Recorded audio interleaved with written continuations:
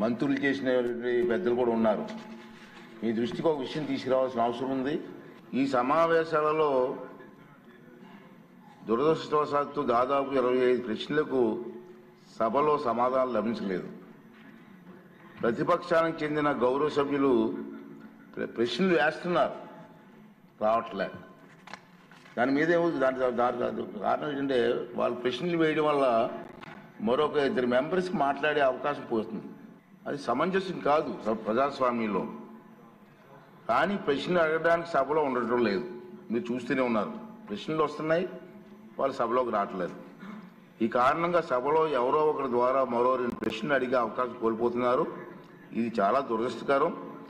సభకు ఎన్నికైన గౌరవ సభ్యులు సగర్వంగా సభకు రావాలి. ప్రజలు ఎన్నుకున్నారు మిమ్మల్ని, సభలోకి వెళ్ళి మా సమస్య మాట్లాడమని. సభకు రావాలి. ఎవరికీ కనిపించకుండా వచ్చి సభ్యులు హాజరు పట్టికలో సంతకాలు చేసి వెళ్ళిపోతున్నారండి, దొంగలలాగా వచ్చి.